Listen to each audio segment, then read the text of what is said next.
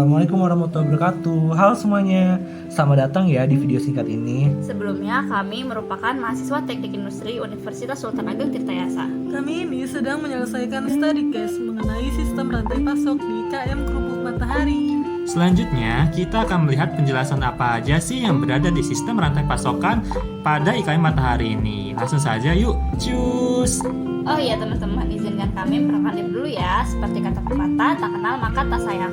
Perkenalkan, nama saya Alfi. Perkenalkan, nama saya Ani. Perkenalkan, nama saya Vicky. Perkenalkan, nama saya Firda. Nah, selanjutnya kami akan menyebutkan poin-poin yang akan kami bahas yang berhubungan dengan study case di KM Kerupuk Matahari, yaitu Pertama, profil perusahaan dan produk. Yang kedua, supply chain mapping. Yang ketiga, sourcing and procurement. yang keempat, manufacturing process and quality management system. Yang kelima, inventory management. Yang keenam, distribution network and transportation analysis. Yang ketujuh, marketing channel and customer relationship management. Yang kedelapan, information technology and sustainability initiative. Baiklah, di sini kita akan membahas mengenai data profil perusahaan dan data profil produk. Yang pertama itu, di sini itu ada data profil perusahaan. Nama perusahaannya adalah UKM Matahari dan pemiliknya itu adalah Bapak Abdul Rohim. Nah, tempat ini beralamatkan di Jalan Raya kilometer 10, kawasan Krakatau Industrial Estate 2, Kelurahan Tegalratu, Kecamatan Ciwandan, Kota Cilegon. Nah, UKM Matahari ini memproduksi produk kerupuk mawar putih dan jumlah pekerjanya itu sebanyak 27 pegawai, di mana 7 orang pegawai berada di bagian produksi dan 20 orang berada pada bagian pemasaran. Yang kedua adalah data profil produk. Nah, nama produknya itu adalah kerupuk mawar putih. Jenis produknya itu terbagi menjadi dua macam. Yang pertama itu produk mawar putih yang berukuran kecil dan produk mawar putih yang berukuran besar. Nah, jumlah produksi perharinya itu untuk kerupuk mawar putih itu sebanyak 3.500. Sedangkan kerupuk mawar putih yang berukuran besar juga memproduksi 3.500 juga. Nah, yang membedakan di sini adalah harganya. Nah, dari harga untuk kerupuk mawar putih itu sebesar Rp500. Sedangkan untuk kerupuk mawar putih yang berukuran besar ini bernilai Rp1.000. Nah, ini merupakan gambar produk kerupuk mawar putih.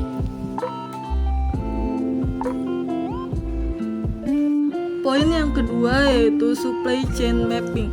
Supply chain mapping bertujuan untuk memetakan hubungan antara penyuplai, manufaktur, dan distributornya. Berikut ini merupakan gambar supply chain mapping produk kerupuk mawar. Pabrik kerupuk putih mawar memiliki 4 bahan yang berasal dari supplier yang berbeda-beda. Diawali dari supplier 2, yaitu bahan tepung tapioka dibuat di pabrik tepung tapioka. Kedua, bahan minyak sayur dibuat di pabrik minyak sayur. Ketiga, bahan ikan tenggiri berasal dari pelelangan ikan. Keempat, bahan bawang putih berasal dari sektor perkebunan bawang putih dan mitra bawang putih. Dari supplier 2 dikirim ke supplier 1, yaitu agen atau pemasok dari masing-masing bahan. Selanjutnya dari supplier 1 akan dikirim ke pabrik kerupuk putih yang akan memproduksi kerupuk. Setelah kerupuk jadi akan dibagi ke 20 karyawan pemasaran dan distribusikan ke retailer pertama yang terdiri dari toko kerupuk, pasar kelapa, dan toko grosir. Selanjutnya, kerupuk di retailer pertama akan dibeli oleh retailer kedua yang terdiri dari warung bakso, restoran, warung, dan penjual sayur. Yang terakhir, kerupuk akan dibeli oleh konsumen akhir. Baiklah, yang ketiga itu di sini ada sourcing and procurement. Sourcing adalah kegiatan yang dilakukan untuk menemukan sumber barang dan jasa yang dibutuhkan oleh perusahaan. Nah, umumnya itu sourcing ini merupakan subbagian dalam suatu proses pengadaan. Sedangkan procurement berkaitan dengan kegiatan logistik untuk memperoleh barang atau jasa dengan fokus untuk menggunakan pemasok terbaik serta harga pasar yang sesuai untuk barang-barang tersebut. Nah, dalam sourcing and procurement ini terbagi menjadi 3 bagian. Yang pertama itu ada supplier selection, lalu ada procurement, lalu yang ketiga ada sourcing planning and analysis. Yang pertama itu di sini ada supplier selection. Nah, strategi pemilihan penyuplai untuk setiap pengadaan barang ini didasarkan pada penawar dengan pemberian harga terendah namun memiliki kualitas yang cukup baik. Nah, salah satu contohnya itu adalah seperti pada penyuplai bawang putih. Nah, penyuplai bawang putih ini terdapat dua opsi untuk penyuplai bawang putih. Yang pertama itu toko sayur yang berada di pasar Cilegon. Lalu yang kedua itu agen bawang putih yang langsung mengirimkan bawang putihnya dari sektor perkebunan. Nah, hanya saja untuk pengadaan bawang putih, pabrik lebih sering memesan pada toko sayur yang berada di pasar Cilegon. Hal tersebut dikarenakan walaupun bila dijumlah dari harga lebih murah penyuplai yang langsung dari perkebunan, namun bila ditinjau dari segi pengadaan persediaan, penyuplai bawang putih yang berada di toko sayur lebih menyanggupi permintaan pabrik kerupuk mawar. Nah, kemudian yang kedua itu adalah procurement. Pengadaan bahan baku ini terbagi menjadi dua bagian, yaitu bahan baku yang berkaitan langsung dengan proses produksi atau biasa kita kenal dengan direct materials. Lalu yang kedua itu ada yang tidak berkaitan langsung dengan proses produksi atau indirect materials. Nah, berikut ini ada beberapa bahan baku yang diadakan oleh pabrik kerupuk mawar putih ini. Adapun di sini yang termasuk ke dalam direct materialnya itu ada tepung tapioka, minyak sayur, ikan tenggiri, bawang putih, penyedap makanan, kemiri, dan terasi. Sedangkan yang termasuk ke dalam indirect material itu di sini ada pemeliharaan dan perbaikan. Di sini juga ada sumber-sumber yang didapatkan untuk memperoleh pengadaan bahan baku. Beserta di sini juga ada jumlah satuan yang dibutuhkan dalam setiap pengadaan bahan baku per minggunya. Lalu yang ketiga, di sini itu ada sourcing, planning, and analysis. Nah, pengadaan persediaan bahan baku dilakukan untuk memenuhi jumlah persediaan bahan baku selama 1 minggu, di mana persediaan tersebut mampu untuk memenuhi kegiatan produksi 2 hingga 3 kali proses produksi dalam 1 minggu. Setiap pengadaan bahan baku memiliki kuantitas yang berbeda-beda sesuai dengan jumlah persediaan bahan baku yang tersisa dalam inventory, sehingga tidak dalam setiap pemesanan bahan baku memiliki jumlah pemesanan yang sama. Nah, berikut ini merupakan perencanaan pengadaan bahan baku yang dilakukan untuk waktu selama 1 minggu. Di sini ada pengadaan bahan baku yang sama seperti sebelumnya, begitu pula satuannya, hanya saja di sini memiliki jumlah kuantitas yang berbeda-beda. Contohnya ini seperti tepung tapioka.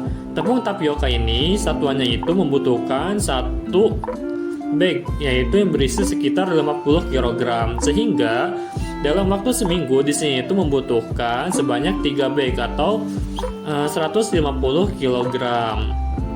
Kemudian contoh lainnya itu seperti minyak sayur, jumlah satuannya itu adalah 12 liter, sedangkan untuk waktu 1 minggu ini membutuhkan jumlahnya itu sebanyak 7 dus. Poin yang keempat, manufacturing process and quality management. Manufacturing process merupakan langkah-langkah di mana bahan baku ditransformasikan menjadi produk jadi atau produk setengah jadi.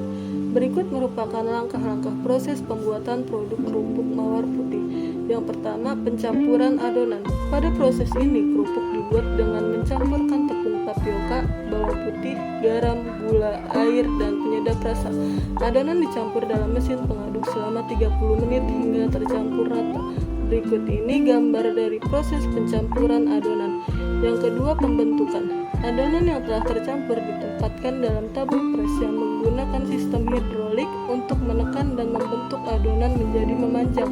Adonan lalu keluar dari keran-keran khusus. Pembentukan dilakukan menyesuaikan bentuk cetakan kerupuk mawar. Berikut ini merupakan gambar proses pembentukan adonan. Yang ketiga, pengukusan. Setelah proses pembentukan adonan kerupuk yang telah dibentuk ditempatkan dalam wadah khusus seperti jaring. Fungsi wadah tersebut adalah mengalirkan air melalui celah-celah wadah hingga wadah terpenuhi oleh air dan kerupuk menjadi matang. Tiap wadah kukus memuat sekitar 25 kerupuk. Pengukusan dilakukan selama 10-20 menit. Berikut ini gambar proses pengukusan. Yang keempat, penjemuran. Pada proses penjemuran, kerupuk dijemur hingga benar-benar kering. Kerupuk disusun pada wadah penjemuran. Setiap wadah berisi sekitar 200-300 kerupuk. Penjemuran dilakukan selama 2 hari di bawah terik matahari. Berikut ini gambar proses penjemuran kerupuk. Yang kelima, penggorengan. Pada proses penggorengan, kerupuk dipanaskan secara perlahan selama 3 hingga 5 menit. Bila kerupuk sudah di permukaan minyak, maka pindahkan kerupuk pada wajan panas. Saat berada di wajan panas, kerupuk akan mengembang, sehingga total waktu yang dibutuhkan untuk melakukan penggorengan kurang lebih adalah selama 1 menit. Berikut ini gambar proses penggorengan. Yang keenam, pengemasan. Bila kerupuk sudah ditiriskan, selanjutnya kerupuk dimasukkan ke dalam plastik pembungkus. Satu plastik kecil berisi 5-10 kerupuk. Berikut ini gambar proses pengemasan. Selain manufacturing proses, dibahas juga mengenai manajemen quality. Manajemen kualitas dalam pabrik kerupuk ditinjau pada saat melakukan pencetakan adonan pada cetakan kerupuk mawar putih. Bila saat proses pencetakan adonan yang tercetak tidak terbentuk sesuai dengan cetakan, maka adonan tersebut dieliminasi, lalu dilanjutkan kembali dengan melakukan pencetakan adonan yang baru. Selain pada saat proses pencetakan, kualitas kerupuk juga dilihat pada saat penggorengan. Bila ada tahap penggorengan kerupuk tidak mengembang, maka kerupuk akan segera dipisahkan. Selanjutnya poin 5 yaitu inventory management. Inventory management merupakan sistem manajemen aset perusahaan yang terdiri dari berbagai macam hal, mulai dari bahan baku hingga bahan jadi. Adanya sistem yang baik pada manajemen ini akan membantu perusahaan menyiapkan keperluan dalam rangka memenuhi kebutuhan konsumen. Tujuan inventory management adalah untuk memenuhi kebutuhan atau permintaan konsumen, menjaga kontinuitas produk, mempertahankan dan bila mungkin meningkatkan penjualan dan laba. Jika inventory berlebih, maka beban yang harus ditanggung meliputi biaya penyimpanan di gudang, risiko kerusakan barang lama, dan risiko kerusakan barang lama yang tersimpan di gudang.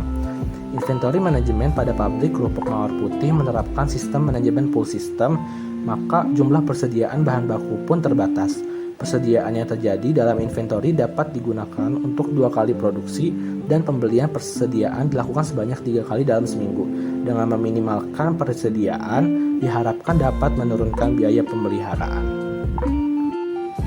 Poin 6, distribution network and transportation.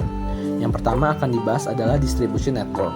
Jaringan distribusi atau distribution network merupakan serangkaian titik-titik penjualan antara konsumen dengan produsen dalam berbagai tingkatan yang membuat produk bergerak sedemikian rupa dari suatu ke titik penjualan akhir atau end channel. Jaringan distribusi mengatasi kesenjangan waktu, tempat, dan kepemilikan yang memisahkan barang dan jasa dari calon pemakainya, agar arus pergerakan barang dari produsen sampai ke tangan konsumen sesuai dengan tujuan. Berikut ini merupakan distribution network pada pabrik kerupuk mawar putih. Pertama, konsumen datang langsung ke produsen kerupuk atau konsumen langsung membeli dari distributor yang mendistribusikan kerupuk. Hal tersebut termasuk ke dalam saluran distribusi langsung.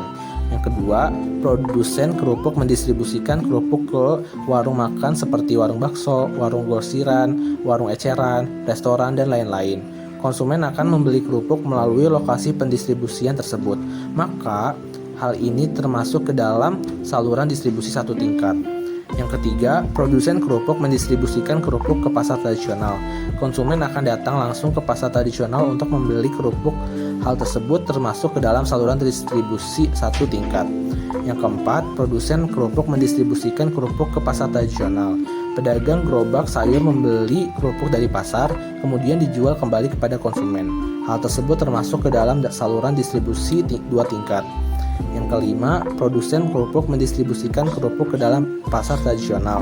Setelah itu disalurkan ke toko grosiran atau pedagang besar yang akan dijual kembali kepada konsumen. Hal tersebut termasuk ke dalam saluran distribusi 2 tingkat. Yang keenam, produsen kerupuk mendistribusikan kerupuk ke pasar tradisional, kemudian disalurkan ke toko grosiran. Selanjutnya, penjual warung eceran membeli kerupuk dari toko grosiran. Setelah itu dijual langsung kepada konsumen. Hal tersebut termasuk ke dalam saluran distribusi tingkat 3. Yang ketujuh, produsen kerupuk mendistribusikan kerupuk langsung ke toko grosir. Setelah itu dijual langsung kepada konsumen. Hal tersebut termasuk ke dalam saluran distribusi 1 tingkat. Dan yang terakhir, produsen kerupuk mendistribusikan kerupuk langsung ke warung eceran. Setelah itu dijual langsung kepada konsumen. Hal tersebut termasuk ke dalam saluran distribusi satu tingkat. Lalu selanjutnya ada transportation analysis. Transportasi merupakan aktivitas yang paling mudah dilihat sebagai kegiatan utama logistik. Pelanggan dengan mudah melihat pergerakan barang dari suatu lokasi ke lokasi lain baik menggunakan truk, kereta api, kapal laut, atau pesawat udara. Transportasi berperan penting dalam manajemen rantai pasok. Dalam konteks rantai pasok, transportasi berperan penting karena sangatlah jarang suatu produk diproduksi dan dikonsumsi dalam satu lokasi yang sama. Strategi rantai pasok yang diimplementasikan dengan sukses memerlukan pengolahan transportasi yang tepat. Berikut merupakan alat transportasi yang digunakan pabrik kerupuk Mawar Putih dalam mendapatkan bahan baku dan pemasaran produk jadi ke pelanggan. Berdasarkan gambar tersebut, dijelaskan bahwa alat transportasi yang digunakan untuk keperluan shipping yaitu mobil dan motor. Kegiatan pengiriman bahan baku yang berasal dari supplier seperti tepung tapioka, ikan tenggiri, dan minyak akan dikirim langsung oleh supplier menggunakan mobil box. Hal tersebut dikarenakan supplier tidak hanya mengirim barang pada satu tempat saja. Selanjutnya, untuk kegiatan pembelian bahan baku lainnya ke pasar tradisional atau pasar kelapa seperti bawang putih, penyedap rasa, dan lain-lain menggunakan alat transportasi mobil pribadi dengan jenis pickup. Kemudian kegiatan pemasaran kerupuk ke retail menggunakan sepeda motor sebanyak 20 unit. Hal tersebut dikarenakan penggunaannya cukup mudah untuk akses ke tempat-tempat yang kecil. Biaya pemasaran tiap motor yaitu sebesar Rp25.000, di mana tiap satu motor mengirim 350 unit kerupuk. Yang ketujuh, marketing channel and customer relationship management. Marketing channel atau saluran pemasaran merupakan sekelompok organisasi yang saling tergantung yang membantu membuat produk atau jasa tersedia untuk digunakan atau dikonsumsi oleh konsumen atau pengguna bisnis. Pada marketing channel UKM Kerupuk Matahari, pada channel 1 yaitu saluran pemasaran langsung atau direct marketing channel, di mana pemilik UKM kerupuk sekaligus produsen berinteraksi langsung kepada konsumen, sehingga konsumen membeli kerupuk tidak melalui perantara. Pada channel 2 dan 3 merupakan saluran pemasaran tidak langsung atau indirect marketing channel, di mana pada channel 2 konsumen membeli kerupuk melalui warung-warung yang bertindak sebagai pengecer yang membeli kerupuk dari produsen langsung. Sedangkan pada channel 3 pengecer mendapat kerupuk melalui penjual kerupuk grosiran. Selanjutnya, customer relationship management atau yang lebih dikenal sebagai manajemen hubungan pelanggan, yaitu sebuah strategi bisnis menyeluruh dari suatu perusahaan yang memungkinkan perusahaan tersebut secara efektif bisa mengelola hubungan dengan para pelanggan. Terdapat 3 fase pada customer relationship management. Pada fase pertama, yaitu acquiring new customer. Pada UKM kerupuk, lebih mengutamakan kualitas dari kerupuk yang dihasilkan, di mana setiap keping kerupuk digoreng menggunakan minyak kelapa yang diganti secara berkala, sehingga mempengaruhi rasa gurih pada kerupuk dan tidak menimbulkan rasa mengganjal pada tenggorokan. Pada fase kedua, yaitu enhancing the probability of existing customer, di mana pada UKM kerupuk ini hanya melakukan upselling. Jika pelanggan membeli satuan dalam jumlah banyak, maka penjual akan menawarkan kerupuk dalam bentuk grosir, sehingga harga yang ditawarkan lebih murah dibandingkan saat membeli satuan dalam jumlah banyak. Selanjutnya pada fase ketiga yaitu retaining profitable customer for life. Pada UKM Kerupuk Matahari mempertahankan pelanggannya yaitu dengan menerima kritik dan saran dari pelanggan, sehingga dapat memperbaiki layanan maupun kualitas dari kerupuk. Disediakan pula layanan melalui nomor telepon pemilik UKM untuk mempermudah komunikasi dengan pelanggan. Yang ke-8 yaitu Information Technology and Sustainability Initiative. Pada information technology atau teknologi informasi yang digunakan pada UKM Kerupuk Matahari yaitu hanya berupa alat komunikasi yang digunakan untuk berinteraksi dengan pelanggan maupun sesama anggota internal UKM Kerupuk.